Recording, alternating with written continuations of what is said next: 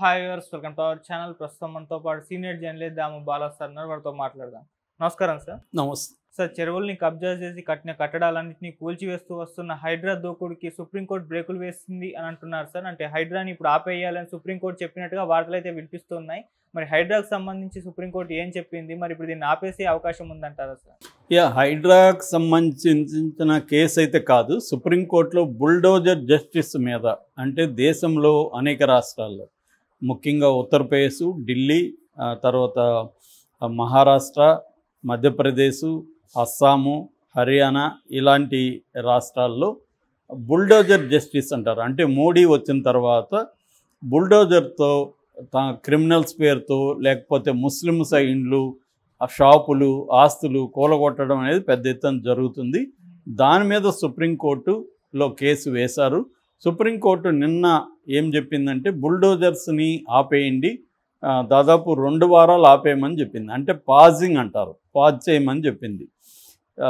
అంటే మేము దీని మీద మళ్ళీ ఫర్దర్గా ఇచ్చే వరకు కూడా ఆపేసేయండి, ఎక్కడ దేశంలో బుల్డోజర్స్ వెళ్ళి ఇలా కూలగొట్టద్దు అని సుప్రీంకోర్టు చెప్పింది. దీన్ని ఉపయోగించుకొని చాలామంది ఏం చెప్తున్నారంటే ఇది ఇక్కడ హైడ్రాకు కూడా వర్తిస్తుంది. ఎందుకంటే దేశంలో బుల్డోజర్స్తో కూలగొట్టే కార్యక్రమాన్ని ఆపమని చెప్పింది కాబట్టి 2 వారాల పాటు హైడ్రా కూడా ఆపేయాల్సి వస్తుంది. ఇది హైడ్రాకి పెద్ద దెబ్బ అని కొంతమంది ఇక్కడ వ్యాఖ్యానిస్తున్నారు. దీనికి ఏవి రంగనాథన్ నిన్న ఎక్స్ప్లెనేషన్ ఇచ్చాడు. ఆయన ఏం చెప్పాడంటే సుప్రీంకోర్టు ఆ ఉత్తర్వు ఏదైతే ఉందో ఆదేశాలు ఇది మాకు వర్తించదు, అది ప్రధానంగా నార్త్ ఇండియాలో క్రిమినల్స్ లేకపోతే నిందితుల ఇండ్లు, షాపులు కూలగొడుతున్నారు, దానికి మాత్రమే వర్తిస్తుందని నా ఎక్స్ప్లెనేషన్ ఇచ్చాడు. నిజానికి ఒక రకంగా అది కరెక్టే. ఎందుకంటే సుప్రీంకోర్టు క్లియర్గా ఏం చెప్పిందంటే ఈ ప్రభుత్వ ఆస్తులు, రైల్వేలు కావచ్చు, బస్ స్టాండ్లు కావచ్చు, రోడ్లు కావచ్చు, ఫుట్పాత్లు కావచ్చు, ఇలాంటి ప్రభుత్వ ఆస్తులని ఎవరైనా ఆక్రమణ చేసుకొని కట్టుకొని ఉంటే అవి కొల్చడంలో మాకు అభ్యంతరం లేదు. దాన్ని లీగల్గా మీరు రెగ్యులర్గా ఎలాగా నోటీసులు ఇచ్చే వాళ్ళకి ఎలా చేస్తారో అలాగా మీరు వెళ్ళిపోవచ్చు. కానీ ఇప్పుడు ప్రత్యేకంగా కొంతమంది టార్గెట్ చేసి వాళ్ళు ఏదో నేరస్తులను లేకపోతే నిందితులను ఇంకోటో పేరు చెప్పి వాళ్ళ ఇండ్లు, ఆస్తులు, షాపులు కూలగొట్టడాన్ని ఆపమని మేము చెప్తున్నాం అనేది చెప్పింది.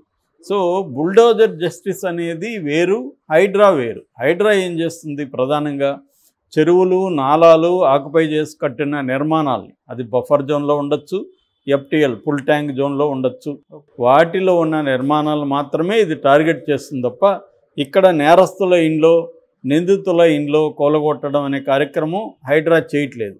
కాబట్టి సుప్రీంకోర్టు ఆదేశాలు ఇక్కడ హైడ్రాకి వర్తించు. కాబట్టి రంగనాథ్ చెప్పింది కరెక్టే. సో సుప్రీంకోర్టు ఇదైతే కాదు. కాకపోతే దీనివల్ల ఏమవుతుందంటే హైడ్రా కూడా చాలా జాగ్రత్తగా వ్యవహరించాల్సి ఉంటుంది. ఎందుకంటే ఇలా నీ ఇష్టం వచ్చినట్టు నువ్వే, సుప్రీంకోర్టు ఏం కామెంట్ చేసిందంటే ఎగ్జిక్యూటివ్సే జడ్జిల్లాగా బిహేవ్ చేస్తున్నారని కామెంట్ చేసింది. అలాగా ఇక్కడ కూడా వీళ్ళు ఎగ్జిక్యూటివ్స్, యాక్చువల్గా వీళ్ళు జడ్జిలు కాదు. అంటే ఏది కూలగొట్టాలనేది ఎవరు డిసైడ్ చేయాలి? ఆక్రమణ చేసుకున్నారంటే నోటీసులు ఇవ్వాలి, నోటీసులు ఇవ్వకపోతే అప్పుడు కూలగొట్టాలి. అది కాకుండా ప్రొసీజర్ని ఫాలో కాకుండా వీళ్ళు నోటీసులు కూడా ఇవ్వకుండా పోయి కూలగొడుతున్నారు. ఒకవేళ FTA లేకపోతే బఫర్ జోన్ అనేది వీళ్ళు అనుకున్న జోన్ కాదే అనుకోది. ఇప్పుడు మురళీమోహన్ ఏమన్నాడు? వీళ్ళేమో అంతకుముందు ఎలా ప్రచారం చేశారు, మురళీమోహన్ బిల్డింగ్లు కూలగొట్టేస్తున్నారు.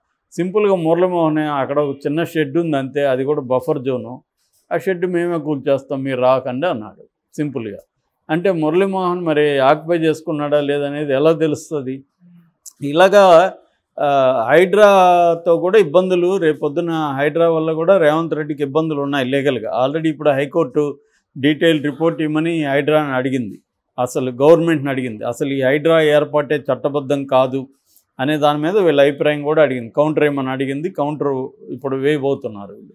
కాబట్టి హైడ్రా కూడా ఇష్టం అంటే ఏ ప్రభుత్వం అయినా దీనికి ఒక లీగల్ వ్యవస్థ ఉంటుంది, మనకి రాజ్యాంగం ఉంటుంది. అల్టిమేట్గా ఎగ్జిక్యూటివ్ అయినా, తర్వాత జ్యుడిషియరీ అయినా, ఎవరైనా కూడా, పార్లమెంట్ అయినా ఎవరైనా కూడా ఫైనల్గా రాజ్యాంగానికి కట్టుబడి ఉండాలి.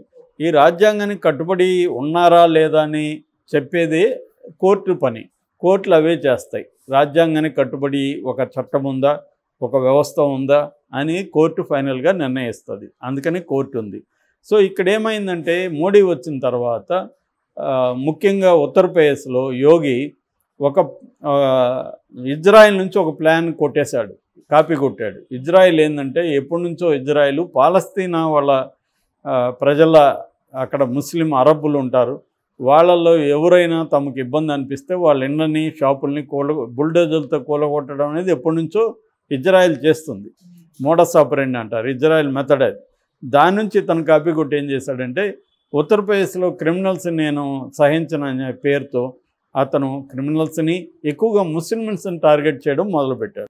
సో ఏదో అది కూడా ఎట్లా ఉంటుందంటే ప్యాటర్ను, ఒక శోభాయాత్ర, ఒక ఏదో హిందువుల యాత్ర ఒకటి జరుగుతుంది, దాంట్లో ఏదో అల్లర్లు మొదలవుతాయి, అల్లర్లలో పాల్గొన్నారని ముస్లింల షాపులు ఇండ్లు కూలగొట్టడం అనేది జరుగుతుంది. ఈ ప్యాటర్న్ జరుగుతుంది.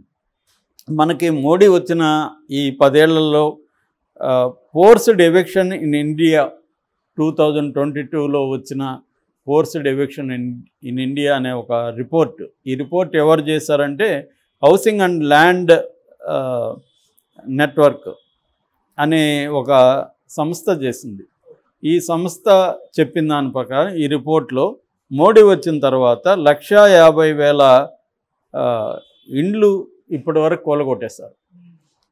తర్వాత 7,40,000 మంది నిరాశ్రయులయ్యారు ఈ ఇండ్లు కూలగొట్టడం వల్ల ఈ 10 ఏళ్లలో.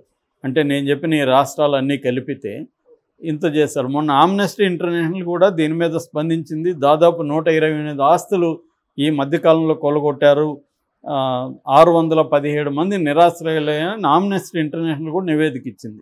సో మోడీ పేరే, ఇప్పుడు మన యోగి పేరే బుల్డోజర్ బాబా. అట్లాగే శివరాజ్ సింగ్ మధ్యప్రదేశ్లో ఆయన పేరు బుల్డోజర్ మామ. ఈ స్థాయిలో వాళ్ళు పాపులర్ అయ్యారనమాట. అంటే బుల్డోజర్ని ఎవరైతే తమకు ఇబ్బంది అనుకుంటారో వాళ్ళ ఇండ్లు వాళ్ళ షాపుల్ని కూలగొట్టేయడం అనే కార్యక్రమం బాగా చేస్తున్నారు. ఇందులో ప్రధానంగా ముస్లింలనే టార్గెట్ చేస్తున్నారు.